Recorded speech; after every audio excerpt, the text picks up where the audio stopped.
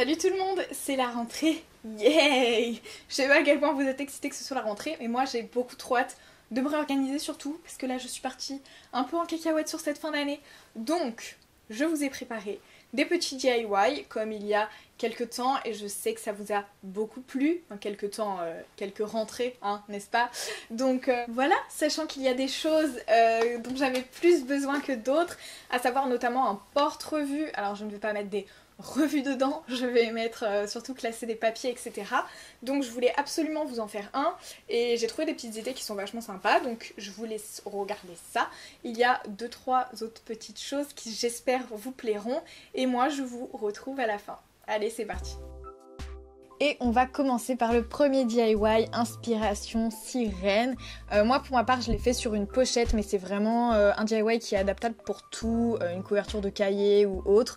Il y a juste à adapter en fait la taille du design. Et donc pour ces DIY on aura besoin d'une pochette évidemment ou d'un support quelconque. J'ai une feuille qui faisait partie d'un lot de feuilles holographiques achetées chez Action. Ensuite on a des ciseaux, de la colle et des petits feutres pour faire des décorations au milieu à main levée. Donc première chose, j'enlève les élastiques de ma pochette évidemment, et je vais venir imprimer un motif écaille derrière ma feuille. Donc encore une fois il faut faire très attention au sens dans lequel vous mettez la feuille, et le motif j'ai tapé écaille dessin sur Google, petite astuce de outils couleur transparence comme dans ma vidéo précédente sur le DIY du t-shirt de la NASA. Et du coup on va pouvoir imprimer le motif sur toute la page en format A4, et pour ma part j'ai juste eu à régler le paramètre papier photo parce que le papier était un peu épais, et on vient découper les écailles une par une. Ça prend du temps mais c'est pas insurmontable, et ensuite je les positionne comme j'en ai envie sur la pochette. Vous n'êtes pas obligé de suivre le modèle que moi j'ai fait, vous pouvez les disposer autrement. Et une fois que je suis satisfaite de la disposition, je vais prendre les écailles une par une, mettre de la colle derrière avec un petit pinceau et les coller à l'endroit où j'avais mis le positionnement. Voilà. Donc je le fais sur la partie du bas et ensuite sur la partie du haut. Pareil, c'est comme le découpage, ça prend un peu de temps mais c'est pas insurmontable.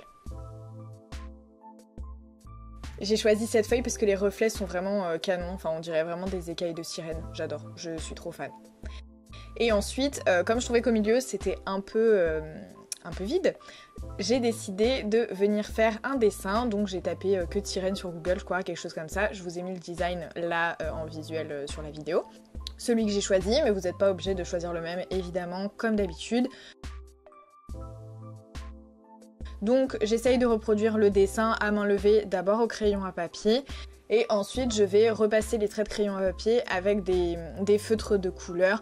Donc là j'ai pris un feutre violet, et pour le design à l'intérieur de la queue de sirène, j'ai choisi de prendre un petit stylo rose, voilà, pour faire les détails.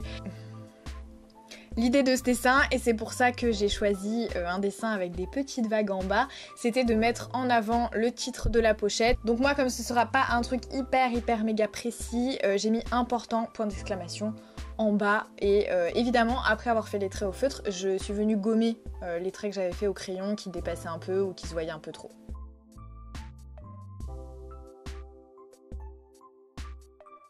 Et voilà, on a terminé le premier DIY et je le trouve vraiment hyper chouette. Pour le deuxième DIY, on va faire donc le porte-revue dont je vous parlais en introduction, en prenant comme base une boîte de céréales. Donc vraiment, vous pouvez tous le faire, il suffit juste de récupérer une de vos boîtes de céréales. Il y a des petites adaptations à faire, vous allez le voir par la suite, mais c'est plutôt simple. Donc j'ai acheté un pack de 10 feuilles holo chez Cultura, il me faut des ciseaux, un crayon à papier, un pinceau, de la colle, une règle, et pour finir un petit masking tape. Donc moi j'avais que du rose métallisé et je me suis rendu compte après que j'en avais un holo. Dommage. Toute première étape, découper les parties hautes de la boîte de céréales pour voilà, pour qu'il n'y ait pas de rabat pour fermer la boîte en haut, et en bas on va ouvrir, donc décoller la boîte pour en adapter la taille, puisque moi elle n'était pas format A4, donc je pouvais pas mettre de feuilles dedans. Donc en fait j'ai réduit les rabats en découpant une partie sur la profondeur de la boîte, et ensuite j'ai retracé un trait tout le long de la boîte dans le prolongement de ce que j'ai découpé pour pouvoir faire de nouvelles pliures. Donc c'est une étape un peu délicate, mais après voilà, sur les 4 traits que j'ai tracés, on va reformer des pliures autres que celles de la boîte de céréales. Si vous avez une boîte de céréales qui peut loger des feuilles en format A4, ne faites pas cette étape, hein. Moi c'est juste parce que ma boîte était un peu trop étroite, donc voilà. J'ai dû faire des modifications un peu plus conséquentes. Et donc pour que la pliure soit vraiment hyper bien tracée, je viens l'accentuer en appuyant le bord d'un ciseau dessus. Une fois que tout ça c'est fait, on va pouvoir refermer le dessous de la boîte et du coup je reprends les rabats qu'on avait précédemment et je les colle avec toujours ma colle liquide. Et comme j'avais un peu la flemme d'attendre que ce soit vraiment hyper sec, j'ai fortifié avec mon masking tape holo. C'est pas une étape obligatoire si vous avez le temps de faire sécher votre boîte. Je vais ensuite pouvoir lui donner la forme que je souhaite et je vais suivre une des petites grilles qu'il y a sur le côté pour m'aider à tracer mes traits, et je vais tracer une diagonale sur l'avant et l'arrière de la boîte de céréales. On part du coin de la boîte et on va jusque un morceau du coup de la grille que je prends comme référence. On trace les traits et ensuite on va venir les découper. Et pour m'aider, parce que c'est pas évident, c'est hyper rigide comme base, je vais découper à l'intérieur de la boîte sur le bord, puisque de toute façon, elle va être ouverte sur le devant. Donc je peux me permettre de découper une partie de la boîte, et du coup je vais jusqu'en bas de la grille que j'ai pris comme référence, et je vais pouvoir découper mes diagonales tranquillement, beaucoup plus facilement que si je ne l'avais pas fait.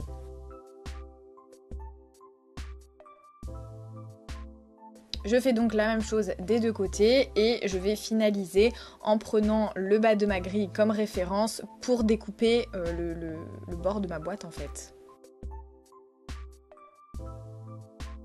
Ensuite, je sors mes petites feuilles holo que j'adore et je vais appliquer de la colle sur toute la surface à recouvrir en fait par les feuilles holo. Donc je commence par les côtés puisque c'est simple, c'est un format A4 et je positionne ma feuille dessus. Pour pouvoir vraiment être sûr que c'est bien collé, je vais retourner ma boîte et appuyer à l'intérieur pour vraiment que la feuille adhère au carton. Si c'est une feuille un peu fine, préférez la colle UU en stick parce que sinon ça va gondoler votre papier. Et pour la profondeur de la boîte, je vais vraiment faire un repère hyper rapide et je vais prendre ma règle en essayant que ce soit parallèle avec le bord de la feuille pour tracer, le côté dont j'ai besoin et ensuite je vais le découper. Une fois que c'est fait, je refais la même chose que pour les autres surfaces. J'applique ma colle liquide et je vais positionner la feuille holo par-dessus. Et encore une fois, je vais appuyer à l'intérieur de la boîte pour bien être sûr que ça ait adhéré sur toute la surface. Je fais attention de bien positionner ma feuille, puisqu'il ne s'agirait pas qu'elle soit de travers évidemment.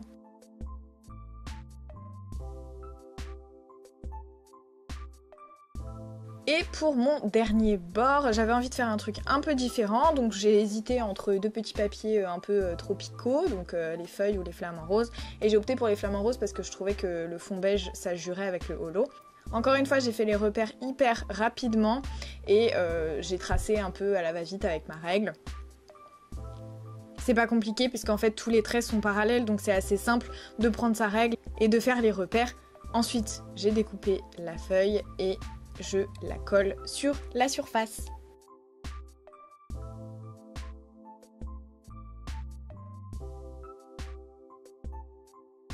Comme je n'avais pas prédécoupé la forme au préalable, je vais réajuster la feuille en découpant l'excédent de papier qui dépasse de la boîte et ensuite je vais découper les bords des feuilles qui sont en trop sur les côtés de la boîte. Donc je le fais pour la feuille de l'avant et la feuille de l'arrière.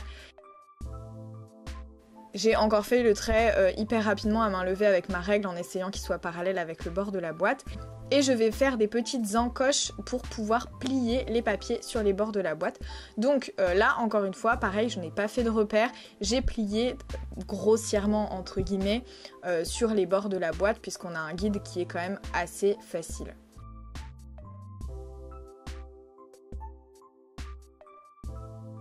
Une fois que c'est fait, je me suis munie une nouvelle fois de mon masking tape métallique rose et j'ai camouflé tous les bords, tous les coins de la boîte.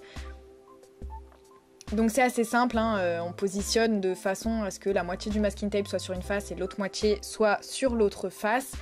Ça va permettre de ne pas abîmer les feuilles qui en soi ne sont pas fixées entre elles mais uniquement à la boîte. Donc sinon ça ferait un petit trou entre chaque feuille. Enfin voilà, c'est une question esthétique et pratique. Et ensuite, toutes les pliures qu'on a fait au préalable, on va les coller en appliquant encore une fois la colle liquide avec le pinceau et on va bien appuyer sur les rebords pour avoir un travail assez propre en fait et des bords vraiment nickel. Pas découpés à la va-vite mais vraiment pour avoir un résultat assez propre.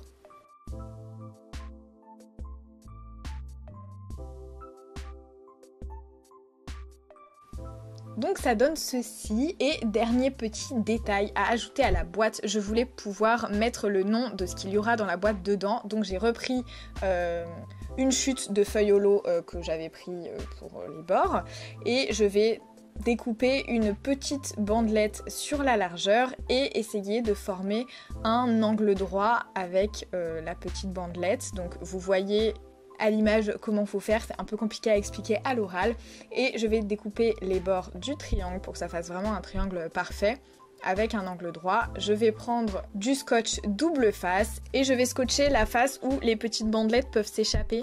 Voilà, encore une fois vous voyez à l'image, c'est un peu compliqué à dire à l'oral, et je vais réajuster le double face évidemment au triangle que j'ai formé au préalable.